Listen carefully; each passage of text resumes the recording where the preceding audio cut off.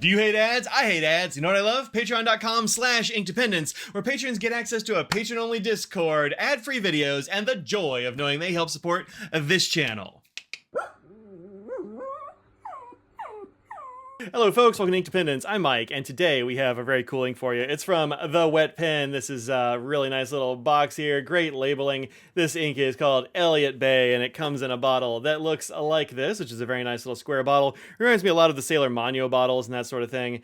It has this very kind of small opening up at the top, but it's definitely big enough to get your pens into. I haven't really had a problem with that, but I do think once it gets pretty low, you're going to have to use a syringe. And the fellow behind The Wet Pen, which is a really good YouTube channel. Go check him out when you finish watching all my videos and blog and all that jazz.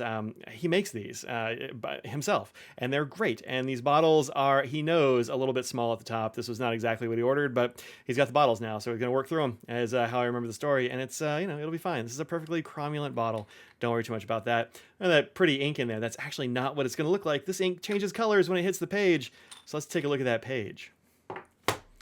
Here it is on my usual Nebula casual note paper, and that's what it does as it dries down. It has like a green undertone. So we've seen, maybe, depending on the order, we've seen Deception Past, which goes from blue to a lot of green with a blue undertone. This one stays more blue, but it definitely has a lot of green undertone, and it's just sort of like, it's just sort of beautiful and soft looking. I really like this ink as well. I haven't found an ink I don't like from Wet Pen, honestly. He only makes bangers. The flow in here, real nice medium. No, nothing weird going on there. Very little bleed on the copy paper, as we'll see here very soon. Qualities, color changing and shading, etc. This is kind of a great ink for that. The pen I've had it in is a Platinum 3776 broad. That's this one. This is the Sands of Komodo, which is a US exclusive, maybe North American exclusive, but beautiful blue pen with rose gold hardware and all that. And this ink has been fantastic in here. Let me see if I can get it to do the color change for us sort of as we watch here.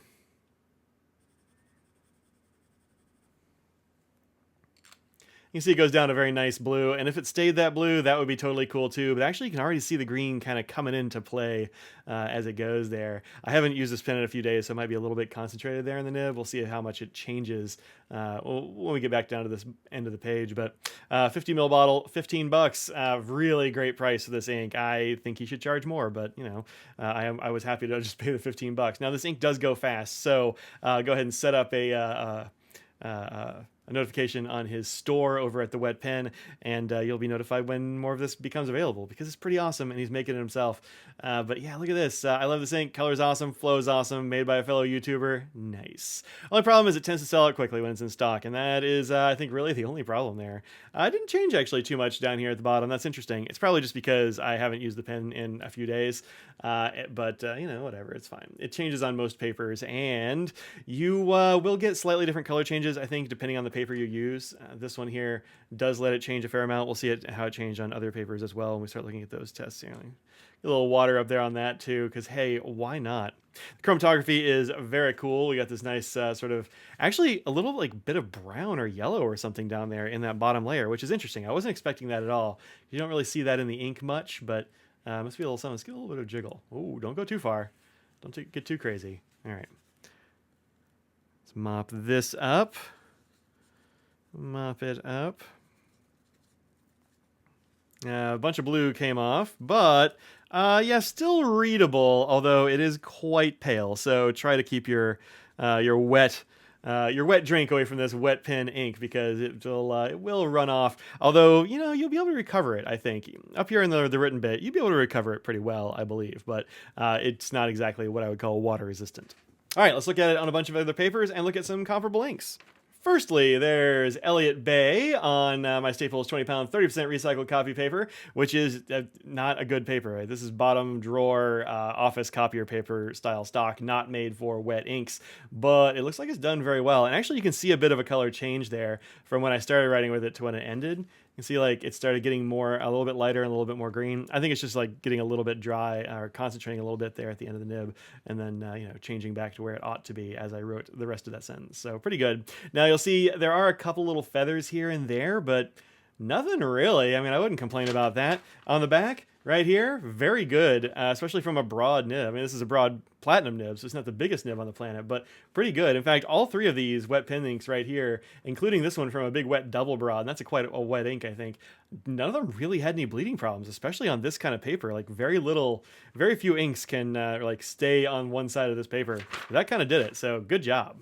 Next up is our Sanzen Tomoe River paper. I wanted to see what this is doing on Sanzen because this is the Tomoe River that you're probably going to get going forward. There is some old Tomoe River stock still out there, but this is kind of the new stuff, and it performed perfectly well on here. Nothing like bleeding through, of course. This paper is pretty darn good, I think, if a little bit different from the original. But you can see there the interesting shading and such that you get from that.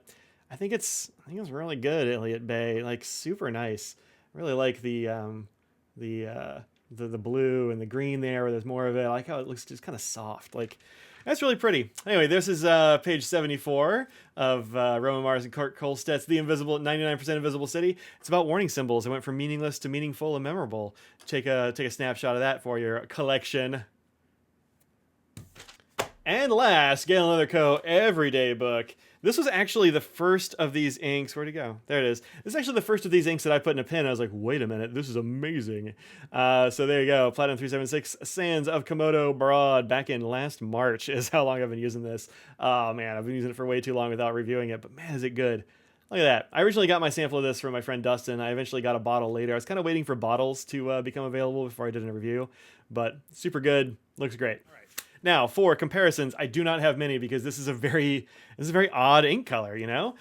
So here it is, that soft blue with the green undertones on my Colodex card. You can see something purple got smeared on there. Womp womp. That's not from this ink, though. That's from something else.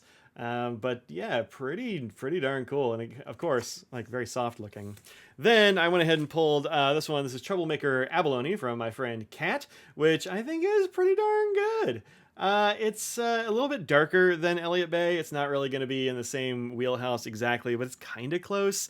And then I also pulled this one from Pannonia, which is Pannonia Danube, or Danuvish? I don't know, man. Which I got from Sugar Inks back in 2021. This is I want to say this was maybe a special edition. I don't really remember, but it was a few years ago. And this one definitely is way lighter than Elliott Bay. I didn't have anything that was really close to that at all. Even in my blue section, which I have hundreds of blues, and in my multichrome section, just nothing was really that color. So awesome, right? How often do I get a blue that I can't really get close to? So yeah, Elliott Bay from the Wet Pen. Definitely go check that out.